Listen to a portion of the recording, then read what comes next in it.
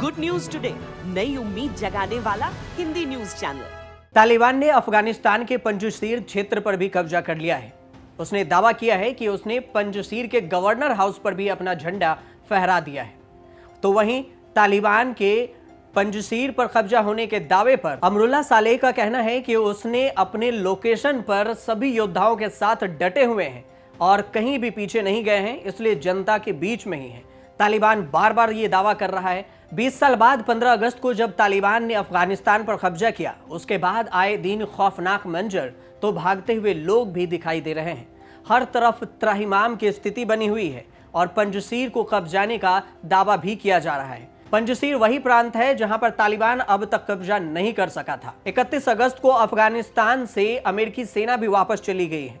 उसके बाद तालिबान सरकार बनाने में जुटी है और देश विदेश जाकर सरकार बनाने के प्रयत्न कर रही है कि कैसे भी तालिबान की सरकार अफगानिस्तान में बन जाए। लेकिन सच्चाई क्या है? क्या पंजशीर पर तालिबान ने कब्जा कर लिया है और क्यों बार बार तालिबान दावा कर रहा है कि वह पंजशीर पर फतह हासिल कर लिया है?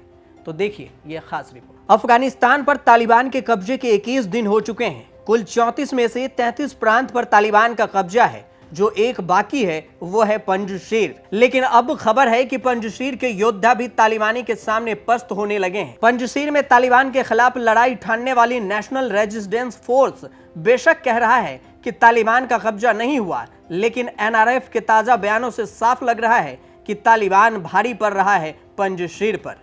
एनआरएफ ने तालिबान से तुरंत युद्ध विराम की अपील की है। एनआरएफ ने कहा है कि विवाद खत्म करने के लिए लड़ाई रोकी जाए और बातचीत के लिए इसका समाधान किया जाए। एनआरएफ के मुताबिक अफगानिस्तान की बड़ी आबादी मुसलमान है। पिछले 40 साल से पंजशीर, अद्राब, परवान, कापिशा और दूसरे प्रांत के लोग सच्ची इस्लामी व्यवस्था के लिए संघर्ष कर रहे हैं। ऐसे में इस्लामिक व्यवस्था लागू करने के नाम पर तालिबान का पंजशीर, अंद्राब, परवान और कापिशा या दूसरे इलाके पर हमला सही नहीं है। तालिबान शासन के लिए अपनी पूरी तैयारी में है। इस बीच पंजशीर में नॉर्दर्न एयरलाइंस और तालिबानी लड़ाके आमने सामने हैं और कहा जा रहा है कि गुरिल्ला युद्ध भी जारी है। बीते कुछ दिनों से लगातार तालिबान द्वारा पंजशीर में घुसपैठ की कोशिश की जा रही है। तालिबान का दावा है कि वह पंजशीर पर कब्जा कर चुके हैं, लेकिन नॉर्दर्न एयरलाइंस ने इसे गलत बताया है। अफगानिस्तान पर तालिबान ने 15 अगस्त को कब्जा कर लिया था, लेकिन वह पंजशीर पर कब्जा नहीं कर पाया था। पंजशीर में तालिबान और अहमद मसूद की अगुवाई में नॉर्दर्न एयरलाइंस के बीच जंग जल रही है। बीते कुछ दिनों में यहां पर हमले तेज हुए हैं और सैकड़ों तालिबानियों के लड़ाके मार गिराए गए हैं। इस बीच तालिबान ने बीते दिनों ऐसा भी दावा किया है कि उसने पंजशीर पर कब्जा किया। तालिबान के हमले के अलावा पंजशीर इलाके में पाकिस्तानी वायुसेना द्वारा नॉर्दर्न एयरलाइंस पर ड्रोन द्वारा किए गए हमले की बात भी सामने आ रही है। ऐसे में सरकार के गठन से पहले क्या तालिबान पंजशीर का विवाद हल कर सकता है? इस पर भी हर किसी की नजर टिकी हुई है। लेकिन ताजा जानकारी के मुताबिक तालिबान के खिलाफ लड़ाई में रेजिस्टेंस फ्रंट को बड़ा झटका लगा है। हमले में रेजिस्टेंस फ्रंट के प्रवक्ता फहीम दश्ती की मौत हो गई है। फहीम दश्ती को अहमद मसूद और उनके पिता अहमद शाह मसूद का बेहद करीबी माना जाता था। 9/11 के 2 दिन बाद जिस आतंकी हमले में अहमद शाह मसूद की मौत हुई थी, तब वो फहीम दश्ती भी उनके साथ थे। उस हमले में फहीम दश्ती करीब 90% तक जल गए थे। एक तरफ तालिबान और पंजशीर का लड़ाई जारी है, जंग जारी है, तो वहीं दूसरी तरफ अफगानिस्तान के पूर्व राष्ट्रपति अमरुल्लाह सालेह जो पंजशीर के तरफ से लड़ाई में जुटे हैं, उनका कहना है कि वो मर जाएंगे, सर नहीं झुका सकते। अमरुल्लाह सालेह तालिबान के खिलाफ सर झुकाने को तैयार नहीं है, इसलिए उन्होंने गार्ड तक को कह दिया अगर वो घायल हो जाएं तो उनके सिर में गोली मार दी जाए। इस बीच अफगानिस्तान के पत्रकार ने दावा किया है कि गनी सरकार में उपराष्ट्रपति रहे अमरुल्लाह सालेह के घर पर हेलीकॉप्टर से हमला हुआ, जिसके बाद अमरुल्लाह सालेह को पंजशीर में ही अज्ञात जगह पर छिपना पड़ा है। पंजशीर में तालिबानियों के खिलाफ बगावत की अगुवाई अमरुल्लाह सालेह ही कर रहे हैं। उन्होंने कहा है कि किसी भी हाल में आत्मसमर्पण करना नहीं चाहता। मैंने अपने गार्ड से कह दिया है कि अगर मैं घायल हो जाऊं तो मुझे सिर में 2 गोली मार देना, क्योंकि मैं तालिबान के आगे घुटने नहीं टेकना चाहता। यह बात लंदन के न्यूज़पेपर डेली मेल में 48 साल के सालेह ने लिखा है।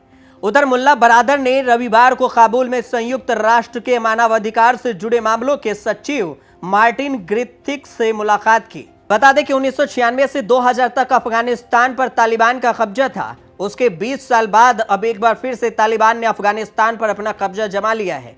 पंजशीर में तालिबान और रेजिस्टेंस फोर्स के बीच जंग जारी है। इस बीच रेजिस्टेंस फोर्स ने दावा किया कि 4 सितंबर को उसने 600 तालिबानियों को मार गिराया और 1000 तालिबानियों ने या तो सरेंडर कर दिया या उन्हें पकड़ लिया गया। वहीं अल जजीरा की एक रिपोर्ट के मुताबिक तालिबान का कहना है कि पंजशीर के राजधानी बाजारक और प्रांतीय गवर्नर के परिसर की ओर जाने वाली सड़कों पर लैंडमाइन होने की वजह से वे आगे नहीं बढ़ पा रहे हैं। तालिबान खुद को दुनिया के सामने एक साफ सुथरी छवि दिखाना चाहता है और अपनी सरकार बनाने के लिए दुनिया भर के नेताओं से बातचीत कर रहा है ताकि तालिबान अफगानिस्तान पर सत्ता काबिज कर सके और शासन कर सके। लेकिन तालिबान के शरिया कानून को लेकर भी उसने एक बयान जारी किया और कहा शरिया कानून के तहत लड़कियों को पढ़ाए जाने पर रोक लगाई गई बात को अब खारिज किया गया है। अब अफगानिस्तान में लड़कियां भी पढ़ेंगी। तालिबान शासन में लड़कियों को भी पढ़ने की इजाजत दी जाएगी। लेकिन तालिबान की क्रूरता दुनिया देख रही है कि ये वही तालिबान है जिसकी क्रूरता महिलाओं पर बढ़ चढ़कर देखा गया था और आए दिन वहां से कई ऐसी खबरें भी आ रही है जिससे तालिबान की क्रूरता को देखा जा सकता है।